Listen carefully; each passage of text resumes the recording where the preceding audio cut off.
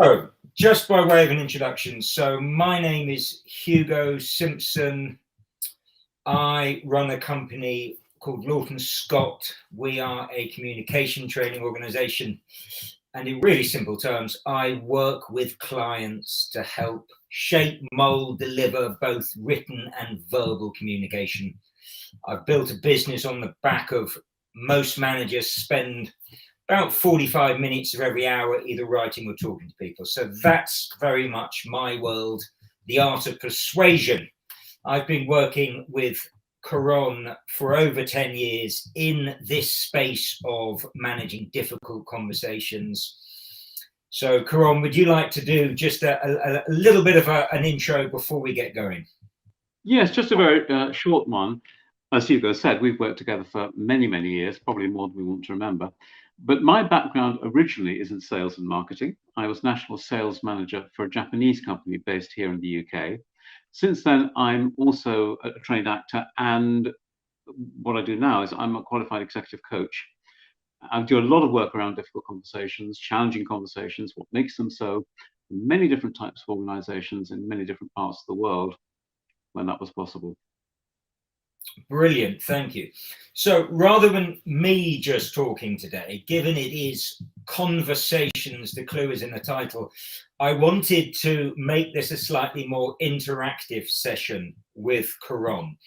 So we're going to be taking you through some of the core components that constitute a difficult conversation and what we can do to put ourselves, our best selves forward when we're in that situation. And part of the work Caron and I do with clients is always an experiential bit. I get Caron to take on the characteristics that a client would typically find difficult, both in terms of situation and personality type. Caron takes on that situation, that person. But we're not going to do that today. What I thought would be useful is just to have a think about the word assertiveness, because I think having a difficult conversation when we aren't being that assertive version of us makes the whole process much, much more challenging.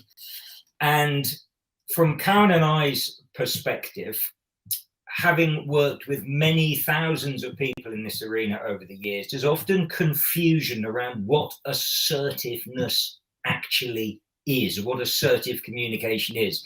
So we're going to start off by having a look at what we describe as the assertiveness spectrum that looks at 4 different characteristics.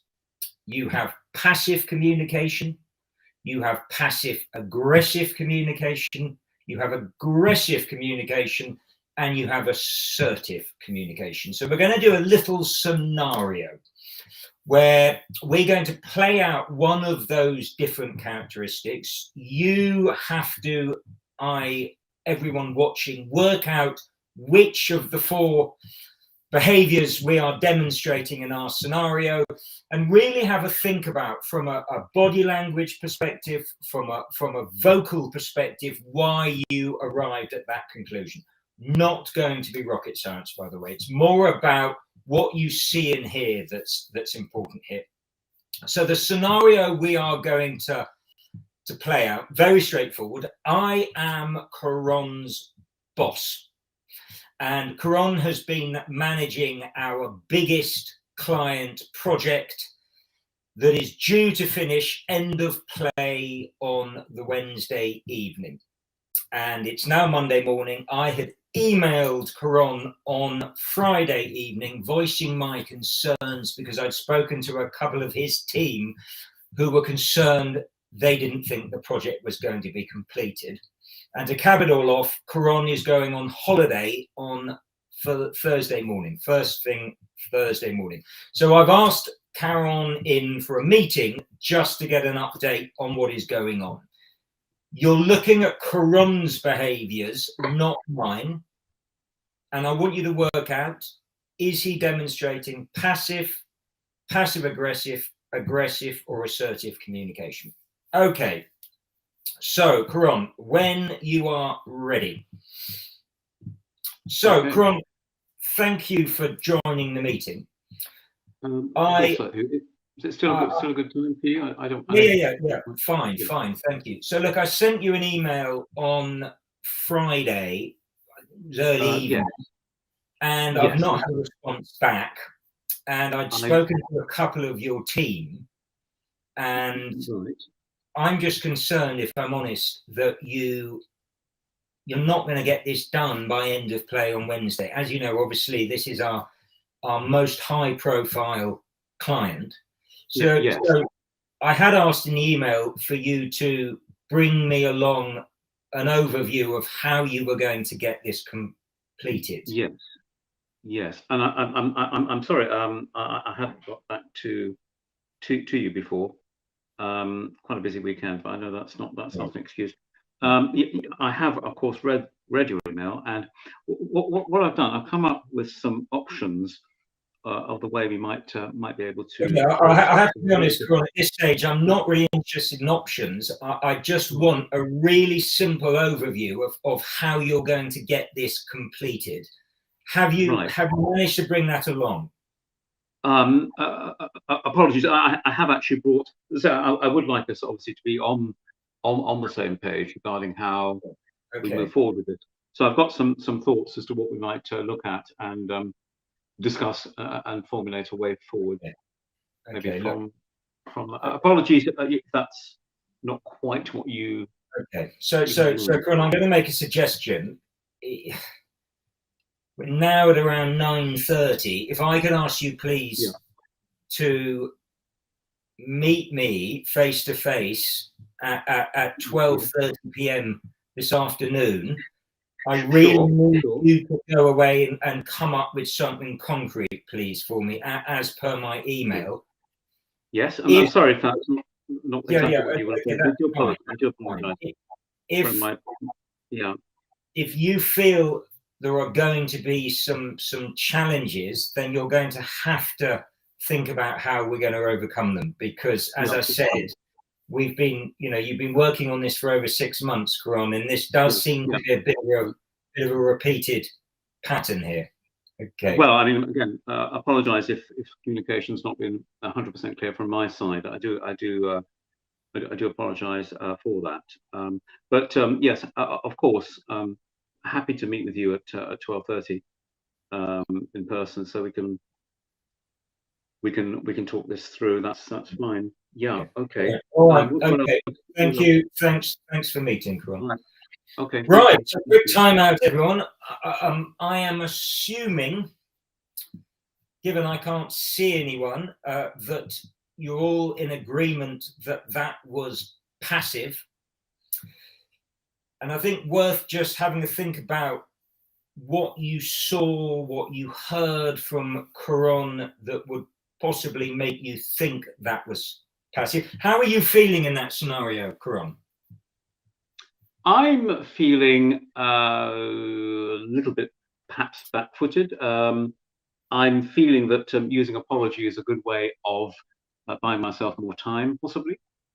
But I'm coming away from that meeting not feeling that I have any need at this particular moment to come up with a concrete set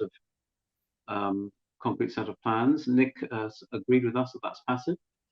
Thank you, Nick. Nick is overseas, wherever you are, Nick. Thank you. So let's just have a think about the characteristics that we might see when somebody's being passive. Exactly. What makes it passive? Yeah. So I think think to be fairly passive, but kept interrupting. So it felt a little aggressive. Okay, that's really interesting. Okay, I mean, typically with passive, you tend to see somebody in sort of low physical and vocal energy, often too nice, not really owning their voice, if you like. So very frustrating being on the receiving end, even though Coron is telling me what I kind of want to hear. There's no sense of coming up with anything concrete or actually making me feel confident that he's going to get this done. And there's a very useful axis that aligns to the assertiveness spectrum. And on one side, we have consideration for the other person, and the other side, we have courage. And passive is very high consideration for the other person, but very low courage. So a reluctance to really own where they're coming from. Exactly, Nick. Passive body language, passive voice. So very much about putting the other person's needs ahead of our own. Exactly. And just to pick up on that, Nick, thank you for that comment about passive body language. The elements that often make it passive are the volume, physical volume. Also, the energy tends to go inwards. So there's this pulling away, this withdrawing, this perhaps making oneself slightly smaller, all those things that minimize the presence in the conversation and in the room. We'll also think about that point about perhaps coming across as a little aggressive, because part of what we're doing in showing you the spectrum is the confusion about what is aggressive and what in fact perhaps isn't, that we're misinterpreting. So thank you for that comment as well. So we'll take the slides off for a second. We're going to do the same scenario now, but a different behavior. Okay, so Karan. Hugo, yes, yes, morning. Look, this email, can you explain what this email is about you sent to me? So well, you don't need to explain. I understand what it's about.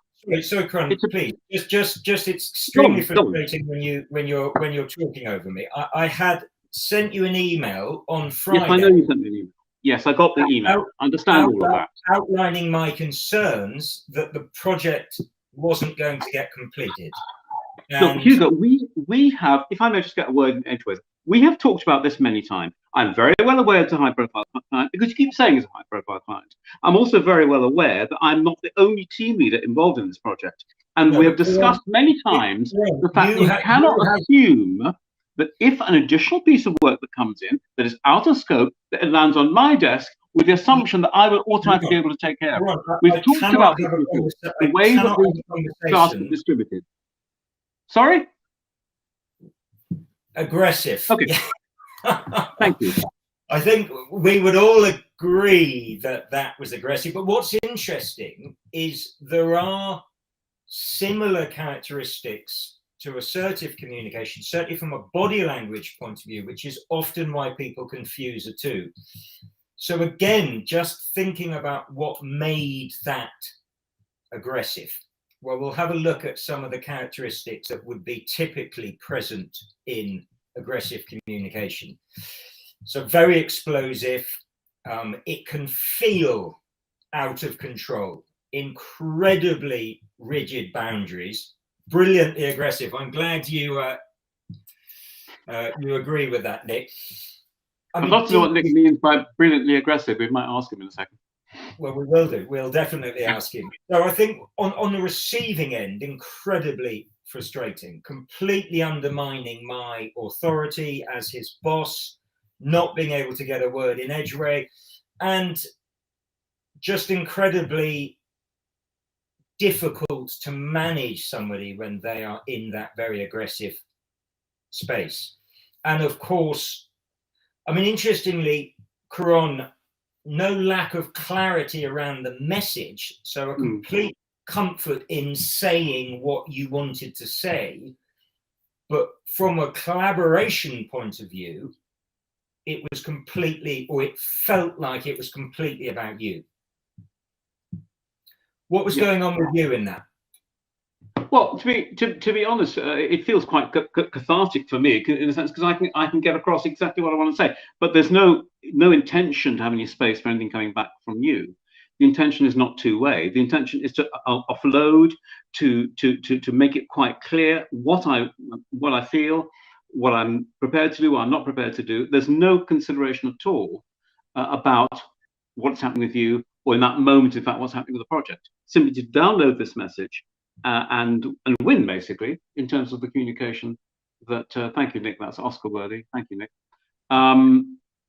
Yeah, to win in that conversation. So not a win-win, because it wasn't about win. This was about you winning and making sure you got what you wanted. And when we think about the axis again, well, I think it would be fair to say very low consideration for me but very high courage. Hmm. Hmm. So we will do one more example. So if we I'm take just going to just before we do that, I'd like to pick up again on the difference in body language. You will see, I think that is quite different. It's vocally quite loud. It's physically quite forward. If that was face to face, it would be quite intimidating and overbearing. But the energy is an energy that's going forward, whether that's appropriate or not. Compared to the passive example, this energy is very much out rather than in. So I think it's worth just noticing those differences. Yeah, thank you. Right, so slides off. We'll demonstrate one more. Just to respond quickly to Nick's question, was there an element of defensiveness in it? Well, Karan, how would you respond to that? Because I think absolutely yes. Well, this is very interesting in terms of what we're talking about today in terms of difficult conversations and challenging conversations. These are all things, Nick, that can be unpacked. We'll come to some of this later. The only way we can know whether there was an element of defensiveness in it is to, if it's appropriate, unpack that separately or later in the conversation. But it's a very, very good point. We don't know is the answer. And we often have the reasons why challenging conversations can remain challenging, or if you like, unresolved, or in fact, one of the possible reasons is that we tend to make assumptions without probing. So we'll think about that as we move forward. But that's an open question, Nick. We don't know. Was there an element of defensiveness in it? Probably. Yeah. Great, thank you. Right, so Karan, final scenario. Hi, how are you? Karan, fine. Good. I sent you an email on Friday early evening. Oh yes, I got the email. That's yes, 9:45 on Friday evening. That's right. Yeah, 9:46. Yes, I got that. Thank you. Right. I mean, I wasn't aware of specific time. I think the important thing from my perspective, Karan, is I was still in the office at 9:45, and I hadn't realised it was so late. But gosh, I'm sorry. And the reason I was in the office, a couple of your team, and I won't mention who, but a couple of your team had come to me on Friday very concerned that there is a huge amount of work left before we get this project signed off on Wednesday. And I've only just found out you're off on holiday on Thursday morning, I believe. Oh gosh, I'm amazed you've just found out, Hugo. I'm sorry about that. We did discuss it at some length. I would be taking the first break abroad for 4 years. But no, I know you're very busy. So that's a separate issue that we will discuss when you're back. I'd sent the email. I'm sure we will. Yes. I had sent the email. Have you come with an overview of how you're going to get this complete? Well, Hugo, thanks for the email. And I know you've recently joined us, and you have your own ways of working, which right. We all respect. Sorry, Karan. Just factoring in time. Very, very simple question. Have you come with that overview I requested? Well, Hugo, I do know, as you do tell us quite often, that you're a very busy man. So I've come with something better than that. I've come with an assurance, as always, that I will. Yeah, I'm not interested in an assurance, Ron. I had specifically said in my email that I would like an overview, a written overview that you and I could go through, outlining how you are going to get this done. I don't need to mention the reputational impact this is going to have. Of course. No, you don't need to mention that. You're going to, of course, because you mentioned it. If you haven't brought along the outline, can I suggest that you spend the next couple of hours putting it together for me? Well, yes, I can certainly do that. I mean, my assurance is more concrete than the outline. But if you'd like the outline still, given me your assurance, to be fair, 2 weeks ago that you were on track, and we're now 3 days away, and I'm not sure that any assurances are what's required at the moment. Well, I'm sorry that you feel like that. Interesting that you felt it appropriate to talk. It's not about what I'm feeling. Yes. This is about where we are at and the gap between what needs to be done by end of play on Wednesday. Well, what I was saying was my assurance is that any gap will be bridged by me between now and Thursday morning. But I'll do whatever it needs to be done, even doing an all-nighter or whatever. So, you know, you can rest assured. We can work out how we're going to do this. Can I suggest, please? Please do. Can I suggest, please, that we re-meet at 12:30 and we can go through the overview then? No problem at all. Hugo, I will put aside all the other important matters I'm working on just at the moment, and certainly we can meet at 12:30. That's no problem at all. Anything else I can do at all? No, Coron, that's fine. Thank you very much. Lovely. Okay. Thanks for your time, Hugo. Thank you. Deeply, deeply frustrating being on the receiving end. It's a really interesting one, assuming that we all felt that was passive aggressive. I think that's the general feeling. I'd be wanting to punch him, probably. Possibly a little extreme, but I'm not surprised you felt that. It's a really interesting one, passive aggressive, because if you were to transcribe what Coron had actually said in the written form, it would probably be fine. But it's the undertone, it's the sarcastic tone that is what makes someone being passive aggressive so difficult to deal with. Because surfacely, being perfectly charming and polite, but you know perfectly well that there's a lack of congruence between what Coron was saying and how he was saying, and that makes it very frustrating. So just to get up our slides again, and we'll just take you through some of the qualities, characteristics of passive aggressive. Excuses, very much denying what he's feeling. So Coron, interestingly, in this scenario, it was quite evident to me that you were building up, harboring longer term feelings of frustration that you quite clearly, for whatever reason, hadn't vocalized or didn't feel comfortable. Yeah, that's the passive part. Often in a passive aggressive conversation or behavior, the person has something they either feel or want to say or need to air, but they don't have the assertiveness or required behaviors to be able to say that. So what comes across strongly in a conversation is, I'm undermining what you're talking about, but I'm not brave enough, if you like, or courageous enough to say what it is I want to say, to raise what I want to say, to raise, or to discuss what's causing me problems.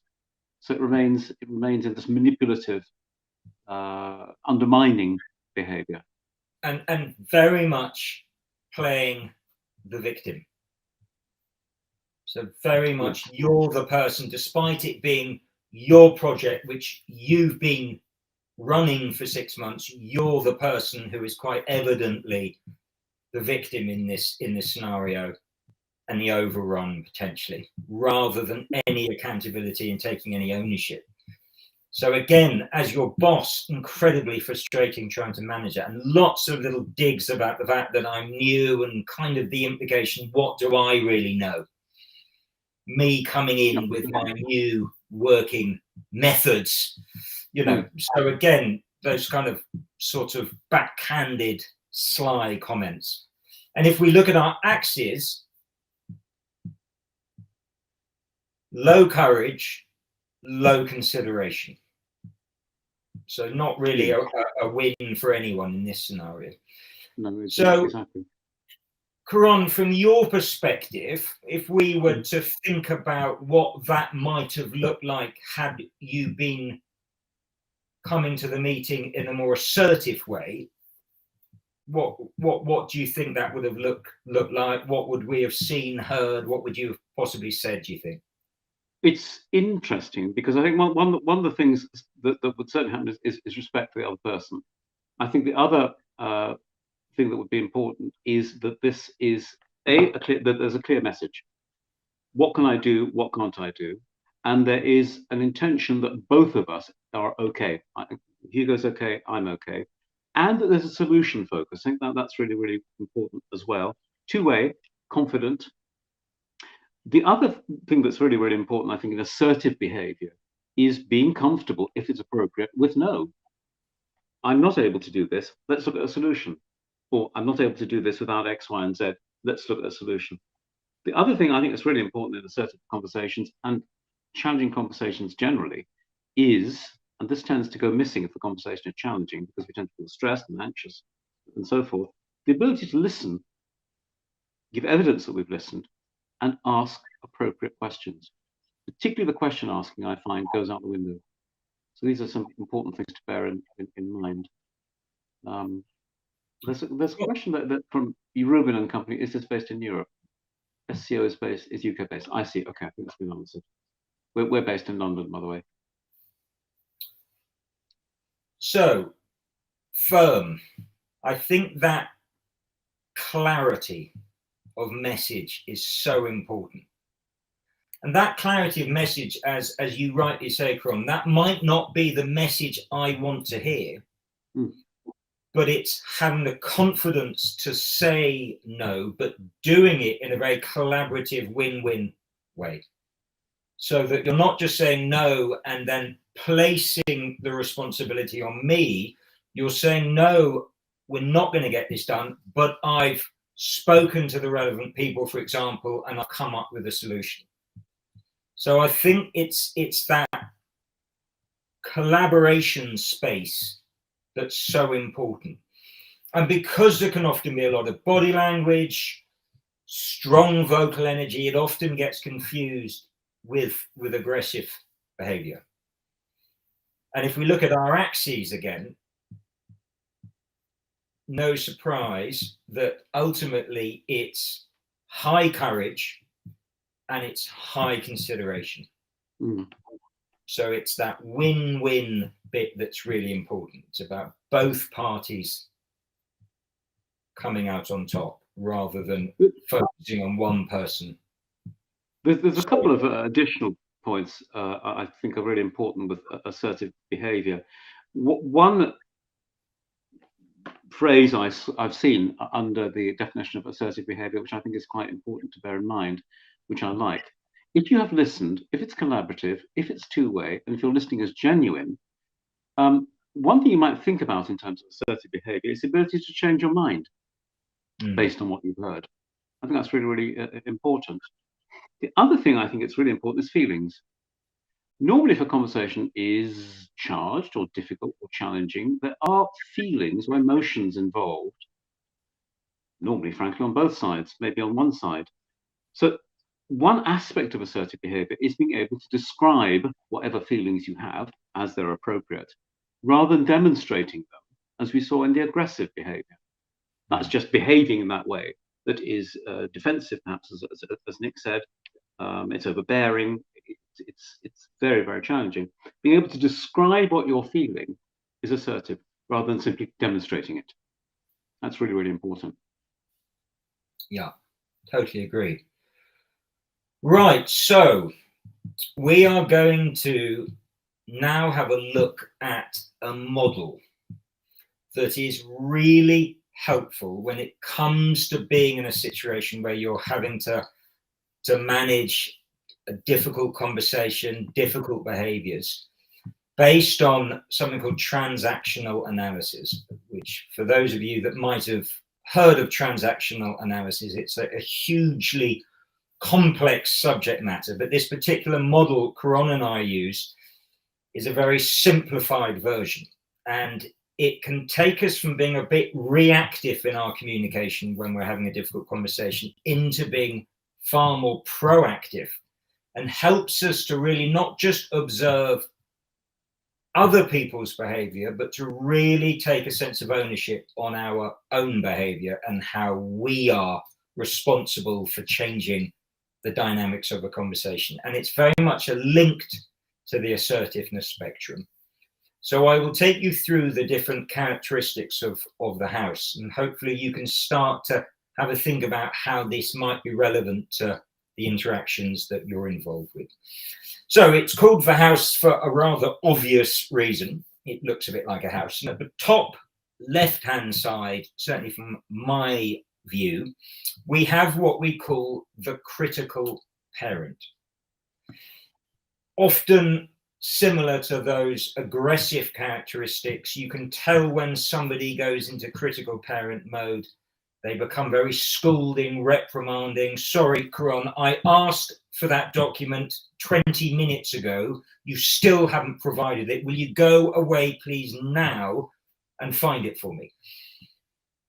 Often, lots of body language, often can be quite vocally domineering and very much about me rather than that more collaborative approach. Now, the opposite side of the critical parent, we have what we call the nurturing parent. People who have a propensity to go into nurturing parent can often be incredibly supportive. The clue's in the title, they can nurture. The challenge for people, particularly managing teams, is we can often over-nurture and we can lose all our authority, particularly when it comes to managing perhaps a difficult conversation with somebody more junior in the organization. And there is often a sense of not wanting to offend. People who often over-nurture very much want to be liked, but can very quickly lose their assertiveness when they're in a difficult conversation situation. Bottom of the house, we have what we call the adapted child, which is very linked to that passive communication that we were talking about. So high consideration for the other person, people, but very low courage. You can often see when somebody is in adapted child mode because they have very limited physical and vocal energy. So you'll often get somebody more junior in a meeting who is scared of having a voice, whether it's potentially saying something inappropriate or getting something wrong. So they end up letting the more senior people do all the talking and end up almost sat there in silence, which of course, from the other people's perspective, they're often thinking, well, why is this person even in the meeting? So again, it's about not having a voice, low courage. The final box, what we call free child. Now, people who have, you know, again, a propensity to go into free child can often be very charismatic, extremely confident, likable, but often mavericks. So they very much do what feels appropriate for themselves. So again, high courage, but often low consideration. So someone who is likely to go into free child, you're never quite sure what they're going to do, what they're going to say. They can be great team players 1 minute, completely dismissive the next. There is an unpredictability to people who go into free child. I think from a global stage, the two personalities that come to mind who you would probably associate with free child would be Mr. Johnson, Boris Johnson, and Donald Trump. They would be the two examples, I would say, of classic free child behavior. Now, what I am not suggesting for 1 second is we are one of those personality types, and fundamentally that is who we are defined as. I think even during the course of a meeting, we can bounce from place to place. But the important point is trying to work out, if I am somewhere in the house, is it the appropriate place for me to be in terms of meeting my objectives?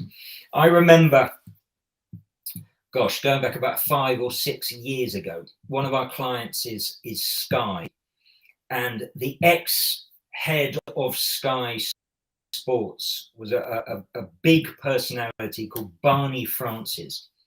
And I had a meeting with Barney. I was pitching an idea, and I went in with a colleague of mine, and we had a great chat. We built some rapport, and Barney was hugely charismatic and full of great stories. And I remember he said, so Hugo, right, what's your idea?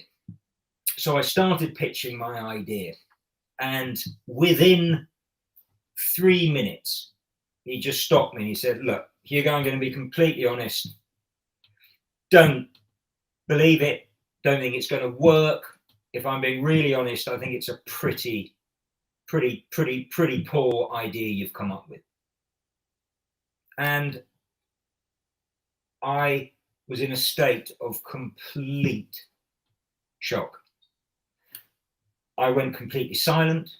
I went straight into Adapted Child. I sort of recoiled into physically looking about 12 years old. And for about 30 seconds, I simply didn't know what to say, how to respond. And my colleague was sat there, you could see in excruciating pain, thinking this couldn't be going any worse. And I just remember vividly thinking, well, hang on a second. I've got about 55 minutes left of this meeting. I am not going to end up letting this meeting finish with me just accepting what Barney had said to me. And I remember I just stopped and thought, right, I've gone into Adapted Child. I need to get myself, which is that bit in the middle that Caron and I refer to as the adult. Because when you place yourself in adults, it kind of drags the other person, people in there with you, often reluctantly kicking and screaming. But when they don't join you and they stay somewhere else in the house, their behavior becomes immediately exposed. And I got myself into adult, and I took a long, deep pause, assessed the situation. I'll never forget. And I said, Barney, with the best will in the world, I passionately disagree with what you've just said, and I'm going to tell you why. And we had this almost like verbal game of tennis for the next half an hour, where I would get my point across and he straight back with his point. And I'll never forget, at the end of the conversation, he looked at me and he said, I'm sorry for being a bit of an arse early on. I was testing you. He said, actually, it is a very good idea. I'm just not sure it's for us, but do keep in touch. And it completely transformed the dynamic of that interaction, that conversation. And so just some of the characteristics that really help to get us and to keep us in adult. And we'll just run through those now. So really important that you do a bit of a sort of diagnostic and work out, right, where am I in this interaction? Where is the other person? We have to pause and give our brain a bit of thinking time. Take a deep breath, assess the situation, and then really think about coming in. For those of you that attended the first webinar, I spoke about performance energy. Really important that we get ourselves back into that assertive physical and vocal energy. Other characteristics when we're in adult, we have to be objective. Being emotional is a no-no. The minute you become emotional, you're likely to create some kind of conflict situation off the back of it. Now, we're going to speak about active listening, because active listening is not just about listening to the words, it's about really thinking about, is the body language reflecting the words that somebody's also saying? Caron briefly touched on the appropriate questions. And we'll talk about the difference between open and closed questions in a second, and why those diagnostic questions are so important in terms of also finding out where the other person is coming from, but also takes the pressure off you. So if you find yourself on the back foot doing all the talking, asking an open question puts the onus on the other person to do some talking as well. Empathy. It's an interesting one, empathy. We don't often give it much consideration. Some people often think of it as a negative trait in business. But actually, empathy is the quickest way to diffuse a difficult situation. If somebody is in that critical parent, angry, frustrated, so often it's because they feel that they're not being listened to. Empathy doesn't necessarily mean you agree with the person. It's simply acknowledging that you hear where they're coming from. There's a big difference. Disclosure.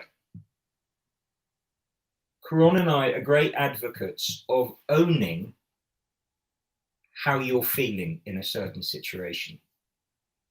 I'll never forget, we had a company meeting and we all sat around our boardroom table in our old office, and we had a chap who was very great at what he did, but he was quite a challenging individual. And he suddenly got incredibly aggressive and very, very defensive and was hurling all kinds of accusations at me. And as the boss of the organization, it was very undermining. It was extremely challenging. And being really honest, it was quite painful because I was very fond of this individual. What I could easily have done was respond, got aggressive, hoofed him out the room. I could have fired a load of accusations of you're doing this and you said this and you're behaving like this that simply wouldn't have helped the situation. And I just remember saying, let me explain how I'm feeling right now. Because what's really sad for me is I really value our relationship. And over the last 10, 15 minutes, blah, blah, blah. And what was fascinating, because I owned how I was feeling rather than responding with an accusation, it suddenly created a bit of accountability to what he was doing. And I'll never forget, he went running out the room, came back about half an hour later and just said, I am so sorry. And it was because I just disclosed how it was making me feel rather than an accusation back at him that forced him to actually take a bit of responsibility for his own behavior. And it really, really works. Caron, anything to add before we talk a little bit about rapport building and open? Yeah, a couple of thoughts about the diagnostic questions. Again, as I mentioned before, often a conversation is challenging because it's high stakes, because the subject is difficult, because the individual is difficult. Hugo described his conversation with Barney Francis there. And as I suggested also, what happens in those situations is that the primitive brain, the emotional brain, the limbic system kicks in, and we don't have full access to our rational, logical prefrontal cortex. The diagnostic questions can be really important to narrow things down. Often, again, when we're under stress, we might be pitching something, say, to somebody, as Hugo was at Sky, and we think if we talk and talk and talk, we'll cover everything that they've got somewhere. We will cover what they want to hear. Diagnostic questions actually help to make what we're doing and saying more specific. Again, it takes practice to implement these things. Barney, I understand that you've said that this isn't the organization. I'd be really interested to hear what you would be looking for. This then narrows down what they're looking for. What we can do sometimes in the scattergun talking without asking questions is cover everything except what the person's interested in and not checking in to find out what they're interested in. And just to also clarify what Hugo is saying, because empathy is really, really important. What I wanted to clarify was it is not the same as agreement. It is acknowledgement that you've heard what the person has said. The other thing I often say is specific empathy is real. Generic empathy is not. Oh, I can see that you're very upset. It's not empathy. I can hear that what I've been describing to you is not suitable for Sky, I'd really interested to understand what you would be looking for. That I understand it's not suitable for Sky is specific. That's the difference between real empathy, what I call generic empathy, which really has very little value. So just a couple of thoughts about those two things. Something I did want to talk to you about, Karan, and this comes up a lot with clients, and that's this building rapport. Mm-hmm. And having the confidence to start a conversation completely away from business. Mm. And you and I often talk about the fact that the simple label of calling it small talk, yes, minimizes its importance. And I'd just like to hear your thoughts on why can it be so transformational when we have the confidence to actually get to know somebody slightly outside of the parameters of a work conversation. Exactly that. We get to know the person outside of the context in which we're meeting them, which is really, really powerful and important. I do feel even now that the term rapport is something people dismiss. It's essentially about seeking to make a connection between two people. And you can only find out what those connections might be by trying it. All of these things respond to practice. I do recall, for example, doing an exercise with a very, very senior partner in a law firm. She seemed a little bit spiky, shall we say? But in the part of the interaction where we built some connection, I discovered, this is true, that she lives in the next street to me. And of course, that opens up a whole lot of things that we share in common. And that does several things. It builds a connection between two people. The other thing that seeking to make this connection can do, and talking about something outside of work, is it can settle us. Again, if we're approaching a challenging conversation, if, for example, it's a managing upwards conversation, it doesn't have to be challenging, just taking that moment to slow ourselves down, to settle our brains and recenter ourselves in having this conversation is really, really important. The other thing it can do, which is really important, obviously, my feeling is it can do many, many important things, is it can be in that preliminary phase of the interaction between the two people that the dynamic is set up, i.e., it's two-way. I will be asking questions as well. I'll be commenting on what you've said. It also can help to establish status. We are two equal people in this. And that can be established before we get into the work part of the conversation. What Hugo and I also say very often is, do not seek, because many of us are not used to building a connection effectively and confidently, we tend to exit from that part of the conversation as soon as possible. With practice, there are rewards to be gained by staying in that phase for as long as it is there. Don't seek to end it. You may find that you have a 40-minute conversation, you talk about something else, genuine and connected, for 35 minutes, and you simply agree to have another meeting to discuss what you're going to talk about. That second meeting might be more effective than if you'd had it in the first instance. So don't underestimate, in all the experience I've had with these conversations, the value of building connection between two people and what you might discover by simply being brave enough to do it. This is also where disclosure comes in. Different people have different levels of disclosure that they're comfortable with. But in order to facilitate a conversation and interaction between two people, it's worth being prepared to disclose something of oneself, one's interest, what one does, anything at all. And also somebody has revealed something to you following that line of conversation. And just to assure you of one thing, people can sometimes be concerned about being too probing or too inquiring. If you simply follow what somebody has said, what they've given you, what they've said to you, that's not intrusive. If you ask something off the wall, like how many children do you have? If they haven't discussed their children, that might be considered to be intrusive. If you're following what they're giving you, that's not intrusive. Just to add to that, Karan, because it's so interesting hearing you talk about that. Don't be scared. You spoke about disclosure, but if we are just asking questions, it can feel a little bit like an interrogation, can't it? So it's if you're going to ask somebody where they've been on holiday and what was it like and what was the food like and what did you do, you've got to be comfortable disclosing something about yourself as well, so that you can introduce, you know, where you've been on holiday and a little bit about what your experience has been like as well. Otherwise, if it feels a bit like it's one way, people can suddenly get a bit defensive. And don't always rely on the other person. I will often start an interaction by just talking about something I've been up to. So I will start the conversation, and people inevitably will start asking questions and disclosing themselves. So again, you can't rely on the other person, particularly if someone's quite introvert. They don't necessarily always proactively start with rapport, non-work rapport. It's really important that you get comfortable initiating that.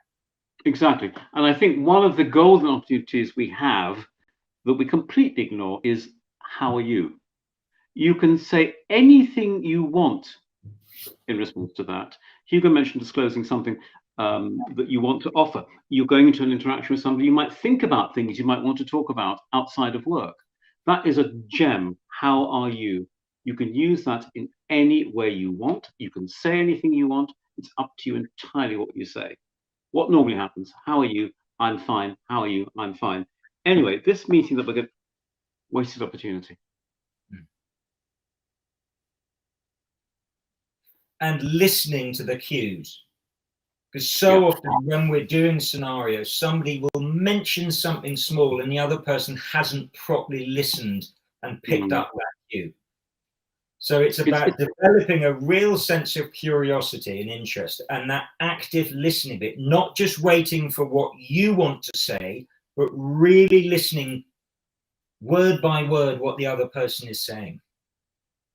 It's about something that's really, really important. Certainly the coaching training I had, I thought it was important. Curiosity. Curiosity generally, be it in the introductory phase of the interaction, before you start talking about what the subject is. So they could be talking about climbing the Himalayas or anything. You don't have to be interested in it particularly. I'm not interested in football at all, but somebody might say something that when they're talking about football, and what they say might interest. They might use an interesting word. Following your curiosity and also doing the same thing when the conversation then moves into the work phase. You've talked about, you mentioned, so I can't anything. You've mentioned several times about high churn. I'd be really interested to hear more about that. Anything that you, particularly if somebody says something more than once, repeating back the word or seeking clarification as to what's important about that particular thing to them is really, really useful. But again, all these things come with practice. The other thing I would just mention to you is just a thought about questions and a thought about what open questions sound like. Generally speaking, what's useful is to think about an open question starting with what or how. Sometimes you may not be able to think of an appropriate open question in a particular setting. There are 3 TED questions, as we call them, which are open. Tell me, explain to me, describe to me. Very useful if you're not specifically sure which road to go down or how to probe something further. Tell me, explain to me, describe to me. Very useful. And just final point I would again just add to that, Kron, is I think we often think that we've done our little bit of rapport building, non-work up front, and that's it. I think even during the course of a meeting, you might spend 20 minutes focused on a business topic and then suddenly find yourself actually having a non-work conversation again. And that's absolutely appropriate. That's right. I'm sure that some people listening to us may think, well, I've been in situations where it's not been possible to build any rapport at the beginning because the person's not interested. That does happen. What I would then say to you is exactly what Hugo said. You are then, what's useful is to be in the mode of being aware and switched on to any opportunity when that personal connection situation arises in the conversation. They might mention a child, or I'm just, or an interest or something they did. So being on the alert to hear that, and then apply the appropriate rapport building at that particular point. So that's really, really important. A couple of questions I did notice. Rashim has asked, will you post this live as well? And Karen has asked, will the presentation be emailed, please? So this will be sent out. There will be a link to this recording absolutely right. I think it's an opportune moment, Karan, to also say and introduce a little bit about Speaker Club Online, which is our online platform designed to create a community, a really safe space, often outside of people's jobs, to be able to really work on their communication skills. And Karan is going to be part of some of the online but live training that we will be providing.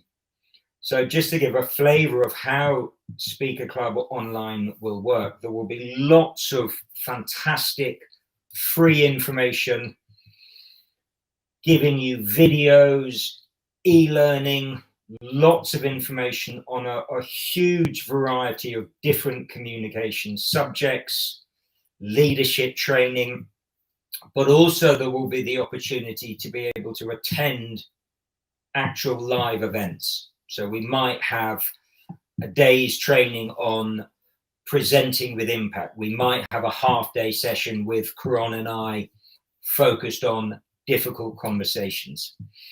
But also it's an opportunity to be able to be part of a community where you can practice presenting, delivering your speeches online, being able to get fabulous feedback, to be able to give feedback. And the reason this all came about was so often with clients, people are given maybe 1 day's training in communication over the course of their career. And the problem is we go back to default positions so quickly. So Speaker Club Online, Karan and I were speaking about this earlier, is an opportunity to practice little and often. And therefore it's about creating this community of like-minded people where we can really start to make incremental improvements in our ability to communicate, which, let's be honest, I mean, Karan, I think it would be fair to say that most of the very senior folks, CEOs, board, senior execs we work with, they're not there always because of their technical skills. It's because often they are fabulous, really persuasive communicators. And these skills only become way more important than those technical skills as our careers develop. So look, please sign up, come and be part of our community. We'll give you the link on the next slide at the end. We are offering, by the way, a discount at the moment. We're offering 18 months instead of the normal 12 months for those early founder members. So yeah, we'd love to have you involved. We'd love to have you as part of our community. So please do join the waitlist. We've got a pretty healthy number of people who have signed up already, and we will be going live at some stage, probably mid-February, I would imagine. But just to say, Karan, just from me, as always, fabulous working together, and thank you so much for agreeing to be part of this webinar with me. Of course, it's been a pleasure. There's some lovely feedback as well. Thank you in the chat there, particularly Hannah. Thank you for that. That's lovely, and thank you all so much for joining today, and look forward to seeing you for the next one in a month's time. Take care, everybody. Karan, as always, thank you so much. Thanks, Hugo. Thank you, everyone. Have a good afternoon.